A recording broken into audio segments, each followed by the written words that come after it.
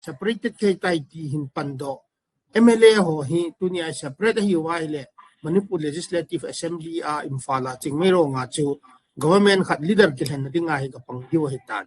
hi party seidinga chu somla sa hi BJP hi jo wa chu BJP thu chu ani lo wa hi le chun number 1 BJP na chung wa action ala the he action chu pi ham itiale disqualify ani the he party in suspendable the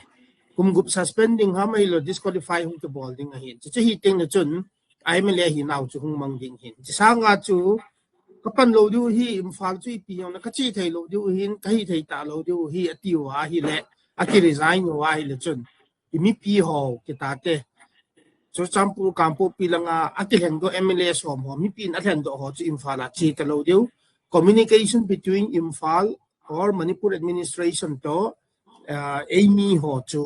tande ta chu chi ne chen separated khat chu separation khat chom ding ai ma constitution tung ji a chu chi separation chu thagup sunga chu tha hen kit ngai hin na chi chu India constitution India mi ka hi ti le chun constitution tung ji a chu ong ki ta na by election hum le chun tu a ki theng do MLA ho chun ka kai kit du ham ka kai kit lo du ham ti chu question len ta nei ji wa chu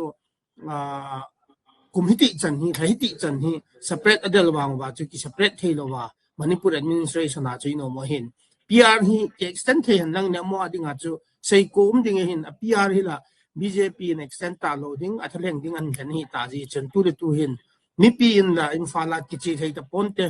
imati pi din mun hi jong le separate administration chu aspiration hi tan IDP hi zat gum ta mi zat khita mi zat gam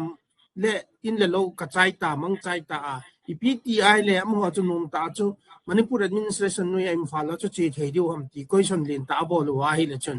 ka chi diu hi e mga condition khat jaw ding hi che condition chu pi ham ti le SOO agreement ta banga khu MLA ho to India government chu agreement khat kai kit go no chu to a hi chi agreement khat chu nei pi wa hi le wang chun written commitment ai nei pi o le wang chun ka jaw diu hi tin a written commitment ngai ka lo chu SOO agreement na chu within the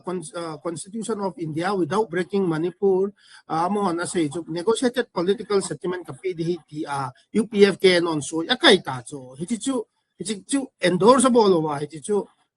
ipiti di ha MLA ho yong chun lung thu ti wa tripod ti wa MLA ho to KZC to 10 MLS KZC UPFK no representative lung thu chun abo lo hitan ale lung thu ho chun CSO ho chun popular government ka sot lo di ya KZC chun rally yong abo lai tan ale lung thu ho yong chun condition asem wa koi pen hi hola ku na hi decision hu kila a koi pen hi thu hi kin ki jui ham ti hi mi pi hi confuse le ke lom tan ale tu din mon hi very critical hi tan nop le da lo hela BJP chun government to ki install the type popular government cho leader ke hen de tai me te ma to hen diu hi Chief Minister ding chu mai te ma hi ding hi mai te Chief Minister hi no ya ding ha chu BJP a chu ga kan khom ji hu ya India government to BJP a hi kan khom hi bin mai le to mai le ke separate thelo now chu BJP a ipan na la yu khat chu ting le India hi now ji ke ni a hi mai le ke separate thelo chu Imphal access hi thelo wa chu anyway ka say no pen chi pamiti ale crossroad now mai tawin nai wangin chu chang hin a ki che mo ben they are playing with words chu chang ngai hoi ya hi ki che mo hin ni za thi zo wa ni za abai zo wa gam hi za da ha zo wa bona zo ai ki thap diu bona chu chang ai ki chep diu ha ka zo to po ve ji Manipur su ke ding wang ai thai ta poi human being khat hi nain mi him khat hi nain human rights ai lo le dignity hu in mu thai ni ding win ki ho cham hi phan te ti yong le lung thia nga sei diu cho tu a condition ka koi ve ti diu hilanga BJP in la government and form ding me thei CM and hen te ding hung ding chu hui pi go pi chu ki nong go hung ha ta cho ta ki che ha ta cho ale December ala BJP legislative party meeting a ga zaw so ke yo wa na ga zaw so ke yo wa tu a hi BJP legislative party leader hen diu ta cho tu ni an hen diu na chu me thei khan ki heng do ta cho ong ki hen do ting na chun yon ke hapo we ti kit diu ti thei lo diu chu India government le Indian law le BJP chu aso he thei lo diu chu chi hi ja chu honesty is always the best policy and the saying honesty